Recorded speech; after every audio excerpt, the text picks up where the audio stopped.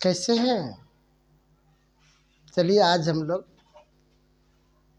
कारक पढ़ने वाले हैं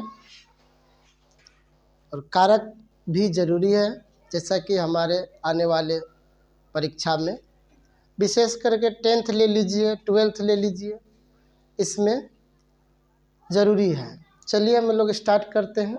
कारक कारक क्या है?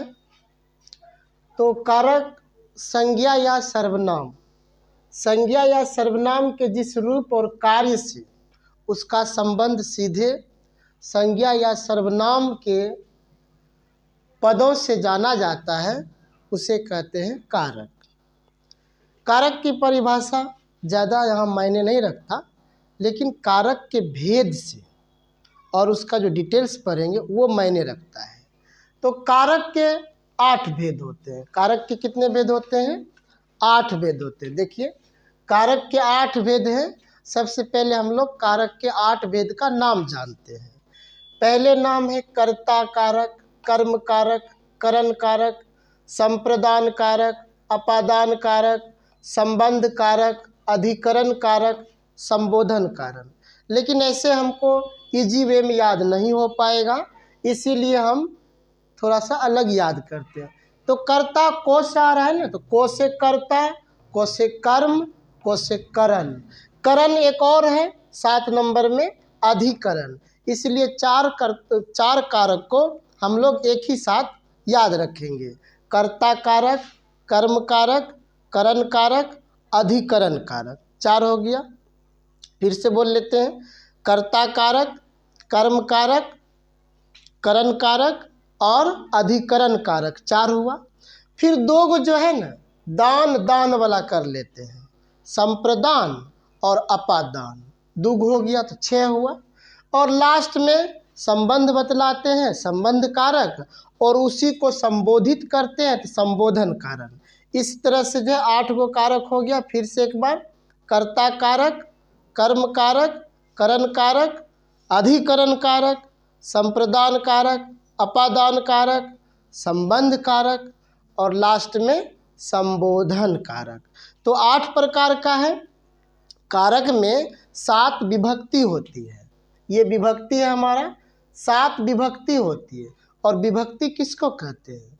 तो कारक के जितने सारे कारक है 8 हो, उसके जो चिन्ह होते हैं, जैसे कि कर्ता का चिन्ह है ने, शून्य। कर्म का चिन्ह है को, शून्य। करण का चिन्ह है से, के द्वारा। संप्रदान का चिन्ह है के लिए, को। अपादान का चिन्ह है से। संबंध कारक का चिन्ह है का, के, की, रा, री, रे। अधिकरण का चिन्ह है में, पर। संबोधन का चिन्ह है हे, अरे, ओ। ये सारे चिन्ह ही विभक्ति कहलाते हैं। इसलिए करके कारक में 7 विभक्ति होते हैं। कारक के 8 भेद हैं, लेकिन विभक्ति कितने होते हैं? 7।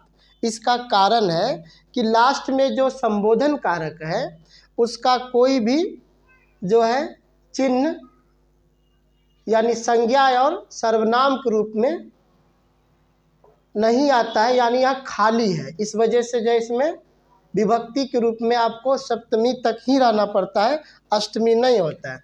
तो कौन कौन सा किस विभक्ति में आता है, इसको याद कर लेते हैं। कर्ता पहला में आता है तो प्रथम विभक्ति। कर्म दूसरा में आता है, द्वितीय विभक्ति। करण तीसरे नंबर पे आता है तो तृतीय विभक्ति। और संप्रदान चौथे में आता है तो चतुर्थ विभक्ति। अपादान 5वें में आता है, पंचम विभक्ति। फिर जाकर के 6 में संबंध कारक है, षष्ठी हो गया। और 7 में अधिकरण कारक है, सप्तमी विभक्ति हो गया। और संबोधन का विभक्ति नहीं होता है। इस तरह से 7 विभक्ति है। कर्ता कारक अब डिटेल से हम लोग जानेंगे कि कौन कौन सा जो है किसमें क्या बातें हैं। कर्ता कारक किसे कहते हैं? क्रिया को करने वाला जो काम करता है उसी को हम लोग क्या बोलते हैं? कर्ता बोलते हैं। जैसे देखिए, बालक ने पत्र लिखा। पत्र लिखने का काम बालक कर रहा है, इसीलिए बालक है कर्ता। और इसका चिन्ह भी है ने, ने चिन्ह होने से कौन सा कारक हो जाता है? कर्ता कारक हो जाता है। अब है एक और एग्जाम्पल कि मैं चाय पीता हूँ, इसमें कोई भी चिन्ह नहीं है, शून्य है। इसमें कोई भी चिन्ह नहीं है, शून्य है। लेकिन काम कौन कर रहा है? मैं चाय पीता हूँ, मैं काम कर रहा है, इसीलिए मैं को क्या बोलेंगे? कर्ता बोलेंगे। और बालक ने पत्र लिखा, तो बालक ने क्या हुआ? कर्ता हुआ। इस वजह से ये कर्ता कारक होता है। अब इसमें चिन्ह है, यहाँ चिन्ह नहीं है, तो किसी किसी में चिन्ह नहीं रहता है, इसीलिए तो इसमें शून्य लिखते हैं। चलिए आगे, ये कर्म कारक। कर्म कारक किसको कहते हैं? क्रिया के कार्य का फल जिस पर पड़ता है, फल जिस पर पड़ता है उसे कहते हैं कर्म कारक। और कर्म का चिन्ह क्या है? को एंड शून्य है। तो कर्म कारक में जैसे कि श्याम ने मोहन को समझाया, अगर हम श्याम ने को अंडरलाइन कर दें तो ये कर्ता कारक हो गया। लेकिन यहाँ पर हम इसको मिटा करके मोहन को अंडरलाइन कर दें तब कर्म कारक हुआ। इसमें मोहन को समझाया जा रहा है और मोहन पर ही फल पड़ रहा है। समझाने का काम कौन कर रहा है? श्याम। लेकिन समझ कौन रहा है? मोहन। इस तरह से कर्म कारक हुआ। तो यहाँ को जो है कर्म कारक का चिन्ह बन जाता है। माली फूल तोड़ता है, करता हुआ माली। माली काम किया तोड़ने का, लेकिन किसको? फूल तोड़ा, तो फूल हो गया कर्म, किसी पर पड़ा ना, तो कर्म क्या हुआ? फूल हुआ। और इस प्रकार से यह कर्म कारक है। इसमें भी कोई चिन्ह नहीं है, तो शून्य चिन्ह होता है। आइए अगला है करण कारक। करण का अर्थ ही है साधन, माध्यम। अरे जिस कारक में, जिस वाक्य में अगर किसी साधन और माध्यम का बोध होता है उसी से करण कारक बोलते हैं, जिससे हम काम करते हैं। जैसे देखिए ना, माँ चाकू से अमरूद काटती है, तो यहाँ साधन है क्या चीज़? चाकू। चाकू से काटती है, अमरूद काटने का कार्य हो रहा है, इस वजह से जो है करण कारक में आता है। क्योंकि चाकू मीडियम हो गया, माध्यम, साधन हुआ। जैसे राज कलम से लिखता है, किससे लिखते हैं? कलम से। तो कलम क्या हुआ? हमारा साधन हुआ। तो जिसमें से अगर लिखा हो और उसके साथ कोई साधन हो तो वो क्या कहलाता है? करण कारक कहलाता है। आगे आइए, और भी इसमें एक, मैं नौकर के द्वारा संदेश भिजवा दूंगा। साधन भी है, नौकर के द्वारा हम भिजवा देंगे, तो के द्वारा भी चिन्ह जो है किस में आएगा? आपको करण कारक में आएगा। चलिए चौथा है संप्रदान कारक। संप्रदान कारक का अर्थ है कि वाक्य में जिसे कुछ दिया जाए या जिसके लिए कुछ किया जाए। जब हम किसी को कुछ देने वाले हैं तो वो संप्रदान कारक में आता है। संप्रदान कारक का चिन्ह के लिए और को होता है। तो संप्रदान कारक में जैसे गोपाल को दूध दो, ठीक है, मुझे पानी दीजिए, ऐसा भी हो सकता है। तो जिसमें देने का बोध होता है यानी को का उच्चारण हो जाता है उसे हम संप्रदान कारक कहते हैं। जैसे सचिन ने भारत के लिए पारी खेली, तो के लिए आ रहा है ना, तो के लिए देखेंगे तो संप्रदान कारक में देंगे। संप्रदान कारक का चिन्ह होता है के लिए और को होता है, ठीक है, इसीलिए चिन्ह को लिखा जाता है। चिन्ह से आप पहचान सकते हैं कि कौन सा कारक है। अब आइए पांचवा है अपादान कारक। अपादान कारक का अर्थ होता है जिस वाक्य से यह पता चले कि जुदाई का बोध हो रहा है, अलग का बोध हो रहा है, उसे कहेंगे अपादान कारक। जैसे गंगा हिमालय से निकलती है। गंगा हिमालय से एक बार अगर निकल जाती है तो दोबारा वापस नहीं जाती है, पूरी जुदाई होने का बोध हो जाता है, इसलिए इसको हम से यहाँ उच्चारण आता है तो अपादान कारक होता है। जैसे वृक्ष से फल गिर पड़ा, अब वृक्ष से एक बार फल गिर जाएगा तो दोबारा थोड़ी ना लग जाएगा उसमें, तो अलग हो गया ना, एक बार टूट गया तो अलग हो गया। और से का उच्चारण अगर अलग होने से होता है तो अपादान कारक बन जाता है।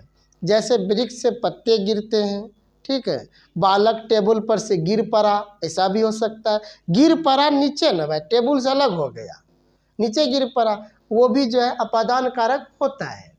तो अपादान कारक में से है और यहाँ करण में भी से है।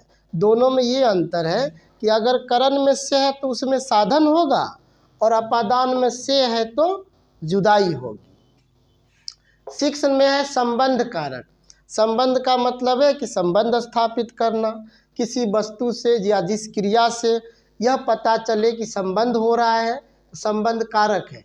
जैसे वह मेरी पुस्तक है, वह मेरी पुस्तक है, मेरी पुस्तक है, उस पुस्तक का संबंध मेरे से है क्योंकि वो मेरा है, इसीलिए इसमें री जो है, मेरी जो है, संबंध कारक में आता है। मीरा का लेख सुंदर है, मीरा जो लेख लिखी है वो लेख, उन्हीं का लेख बहुत सुंदर है। तो ये का जो है, का किसका संबंध बतलाया, मीरा का बतलाया। अब आइए 7 नंबर में अधिकरण कारक। अधिकरण कारक का चिन्ह होता है में और पर होता है, यानी जिस वाक्य में में का बोध हो, पर का बोध हो, अधिकरण कारक कहलाता है। और अधिकरण का मतलब है कि क्रिया सदैव किसी स्थान या समय पर घटित होता है। कोई भी काम किसी स्थान पर होगा या किसी समय होगा तो वो जो है अधिकरण कारक होता है। जैसे देखिए ना, वह छत पर बैठल है, छत पर बैठा है, कहाँ बैठा है, छत पर। या तो वह कुर्सी पर बैठा है, कहाँ बैठा है, कुर्सी पर बैठा है। विद्यार्थी बेंच पर बैठे हैं तो कहाँ बैठा है, बेंच पर बैठा है। तो पर ही होगा, है ना। पर जो है अधिकरण कारक है। जैसे गाड़ी 4 घंटे में पहुँचेगी, में हो गया। जैसे वह कमरे में सो रही है, में किसी स्थान में है ना, कमरे में सो रही है तो वो अधिकरण कारक, इसीलिए अधिकरण कारक का चिन्ह क्या हो जाएगा, में और पर हो गया, में और पर हो गया अधिकरण कारक का। संबोधन कारक किसको कहते हैं, संज्ञा के जिस रूप से किसी को पुकारा जाए। अब इसमें किसी को बुलाने वाला बात होगा, क्या हो, जैसे देखिए, हे भगवान मुझे बचाओ। हे भगवान में विस्मयादि बोधक चिन्ह भी है, ये देखिए विस्मयादि बोधक चिन्ह भी है। और ये जिस वाक्य में विस्मयादि बोधक चिन्ह होगा वो कौन सा कारक होगा, संबोधन कारक होगा। ये पहचान है, इससे जो है पुकारने का बोध होता है। हे भगवान मुझे बचाइए, अरे ये देखो बेटा यहाँ आओ, है ना, बेटा कह के पुकारते हैं, विस्मयादि बोधक का चिन्ह भी है तो उसको कहेंगे संबोधन कारक। तो ये कारक का था, आप अच्छे से पढ़ लीजिए, एक बार रीड कर लीजिए, परीक्षा में इनसे वाक्य के रूप में सवाल देगा अच्छे अच्छे। तो कारक के 8 भेद हैं और कारक के 8 भेद के चिन्ह याद कीजिए कि कौन सा किस विभक्ति में आता है, यह देख लीजिए, यहीं से आपको घुमा फिरा के सवाल पूछा जाएगा।